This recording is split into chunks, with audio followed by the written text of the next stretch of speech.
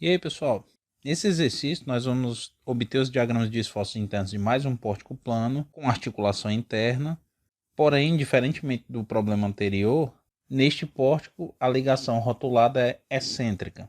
Isto é, existe uma continuidade em termos de momento fletor do trecho BC para o trecho CE, e quando eu me refiro à continuidade em termos de momento fletor, eu estou dizendo que o trecho CE, ao girar, transfere para o trecho CB essa flexão, o que não acontece no trecho CD, afinal a ligação entre eles é articulada. Só relembrando, quando nós temos três barras ligadas rigidamente, ao fletir uma das barras, automaticamente a gente flete as demais. Nesse caso, em que a ligação é rotulada excêntrica, que em alguns momentos é representado dessa maneira, como uma semi-rótula. Continuidade ocorre entre essas duas barras. E quando nós temos uma ligação com articulação centrada, aí não haverá transferência de momento e, portanto, de flexão de um segmento para o outro. Então, seguindo exatamente a mesma lógica que nós aplicamos na resolução do problema anterior, nós temos aqui 4 reações de apoio, que é a reação vertical no ponto A, a reação vertical no ponto D, e as reações horizontais também nesses dois pontos. E para obtê-las, nós aplicaremos as condições de equilíbrio no plano, que são 3 condições, e é de que o momento interno na rótula tem que ser igual a zero. Eu vou começar fazendo o momento na rótula igual a zero. Nesse caso, vou secionar a barra nesse ponto e vou avaliar o trecho CD apenas. Aplicando essa condição, ou seja, que o momento em C é igual a zero, nós temos que HD é igual a zero. Fazendo o somatório das forças horizontais igual a zero, nós teremos que HA será igual a menos 40 kN. Agora, fazendo o somatório dos momentos no ponto A igual a zero, e adotando como positivo aqueles que estão no sentido anti-horário, nós teremos menos 40 vezes 4, menos 30 vezes 10 vezes 5, mais VD vezes 8. Tudo isso igual a zero. Portanto, VD será igual a 207,5 kN. Agora, somando todas as forças verticais e igualando a zero, nós teremos que VA será igual a 30 vezes 10 menos VD, que é igual a 207,5. Portanto, VA será igual a 92,5 kN. Determinado todas as reações de apoio, nós podemos aplicar o método das seções para obter os esforços nodais internos. Então, pessoal, a gente vai seguir aquela mesma estratégia de discretizar a estrutura em barras e os esforços serão obtidos nas extremidades dessas barras, ou seja, nos nós. Nos nós externos a gente já conhece o esforço de cara, a partir da ação, né? E aqui nós temos dois nós internos, que é o nó B e o nó C, portanto, nós teremos que fazer uma seção B, que é em um ponto imediatamente antes ao nó B, e uma seção B', que será num ponto imediatamente após. O ponto C é a interseção de 3 barras, então nós teremos que fazer uma seção que corte o trecho CD nas vizinhanças do nó C. Em seguida nós faremos uma seção que corta o trecho CE, também na vizinhança do nó C. E uma outra seção cortando a barra BC. Essa seção aqui de baixo vai ser C, essa aqui C, 2 linhas, e aqui C'. Bom, vou ter uma abordagem um pouquinho mais célere do que de costume, porque vocês já estão craques, é claro, na aplicação dessa estratégia que eu tenho usado corriqueiramente. Então vamos discretizar essa estrutura em 4 elementos, ou seja, em 4 barras. A barra AB, a barra BC, a barra CE e a barra CD. Eu vou dar início à análise na barra AB e vou obter o conjunto de forças e momentos necessários para garantir o equilíbrio desse segmento. Aqui na seção B, para garantir o equilíbrio, é necessário que exista uma força de 92,5 kN para baixo, uma força horizontal de 40 kN para a direita e um momento fletor no sentido anti-horário de 40 vezes 4, que é 160 kN. Esse conjunto de esforços necessário para assegurar o equilíbrio do trecho AB decorre da interação da barra com a viga, é claro. Ou seja, o esforço de um segmento é transferido para o outro. Então eu vou pegar essas ações e vou jogar no trecho BC no seu sentido contrário. Então essa força de 92,5 que está para baixo, ela vem para esse trecho para cima. Então 92,5. A força de 40 que está para a direita, ela vai para o ponto B' para a esquerda. E aqui já existe 40 kN para a direita. Então 40 menos 40 dá 0. Isto é, nesta seção não haverá força normal. E o momento fletor, que aqui está no sentido anti-horário, vai para outra barra no sentido horário, com a mesma intensidade. E aí, para obter os esforços internos na seção C', eu vou aplicar as condições de equilíbrio. Então aqui eu vou assumir que existe uma força cortante para baixo, VC', e um momento fletor, MC'. Para obter VC', eu vou aplicar o somatório das forças verticais igual a zero. Então, tomando como positivo aquelas que estão para cima, nós teremos 92,5 menos 30 vezes 8, menos VC' igual a zero. Logo, VC' será igual a menos 147,5 kN. E fazendo o somatório dos momentos na seção C' ser igual a zero, nós temos que MC', vou tomar como positivo aqueles momentos que estiverem no sentido anti-horário. Então, MC' mais 30 vezes 8 vezes 4, menos 160, menos 92,5 vezes 8, tudo isso aqui tem que ser igual a zero. Portanto, MC' deverá ser igual a menos 60 kN. O fato da cortante e do momento fletor terem dado negativo significa que eles estão no sentido contrário ao que eu idealizei aqui na seção C'. Isso significa que para que o equilíbrio seja assegurado, a força cortante de 147,5 precisa estar para cima e não para baixo. E que o momento fletor tem que estar no sentido horário e não anti-horário. Agora eu vou avaliar a seção C duas linhas, que eu vou assumir que existe uma força cortante VC duas linhas e um momento fletor MC duas linhas. Fazendo a soma das forças verticais igual a zero, nós temos que VC duas linhas precisa ser igual a 30 vezes 2, que é 60 kN.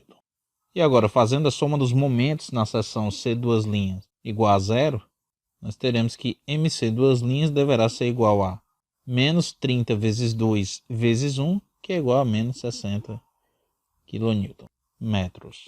O sinal positivo indica que VC duas linhas de fato está para cima, e o MC duas linhas estando negativo indica que o momento, na verdade, precisa estar no sentido anti-horário. Agora nós vamos avaliar a seção C.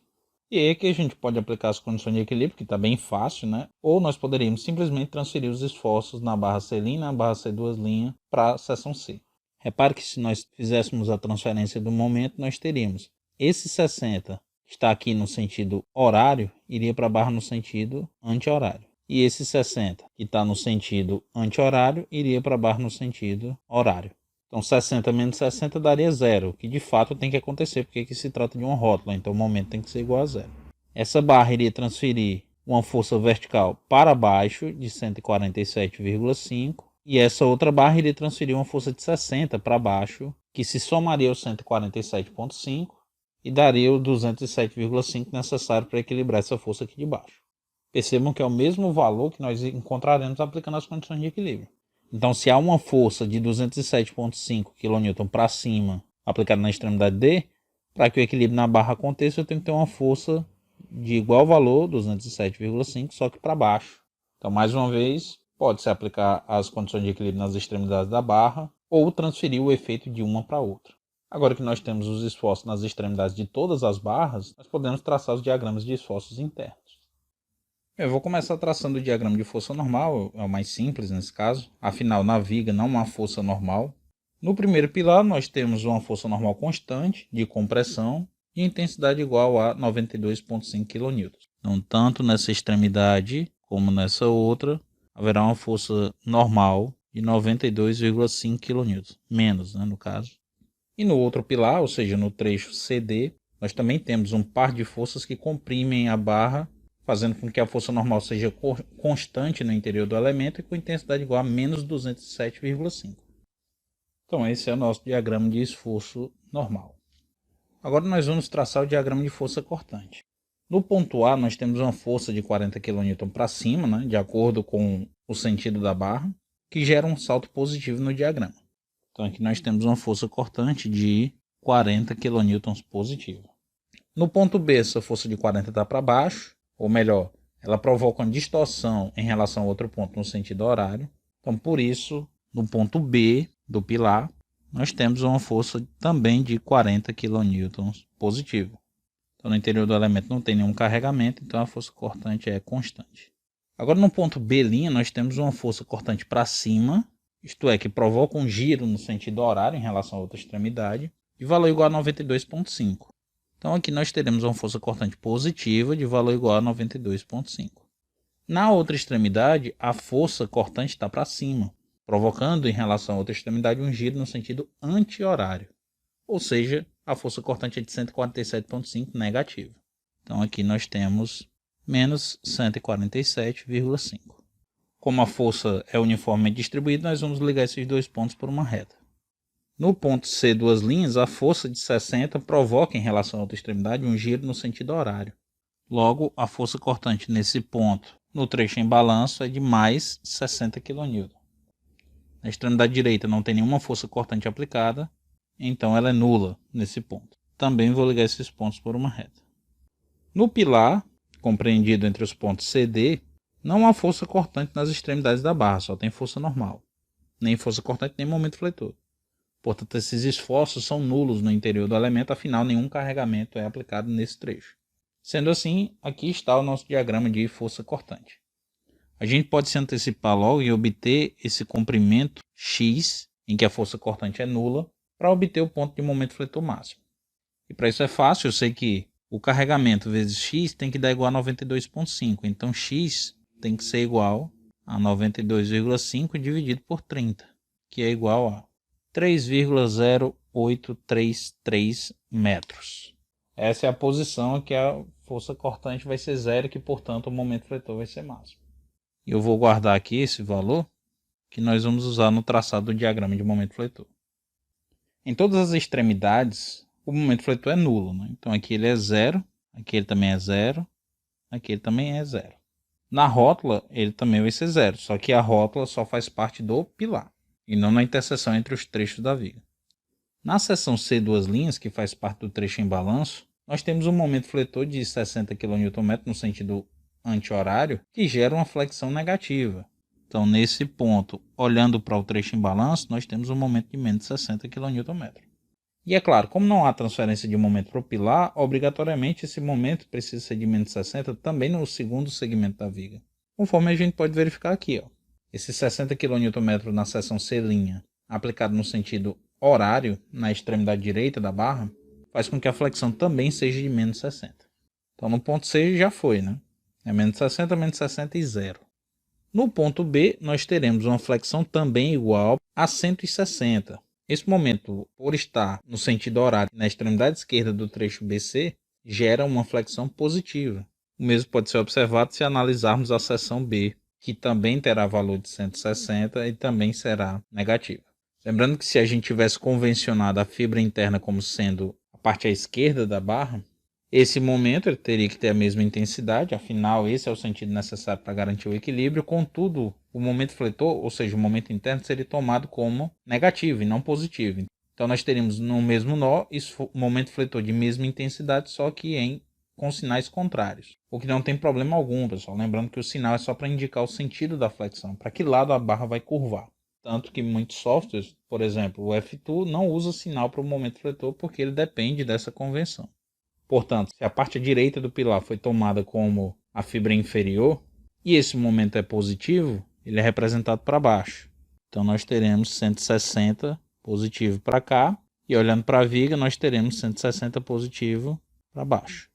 No pilar eu ligo os dois pontos por uma reta, então eu vou ligar o momento de 0 até 160 positivo.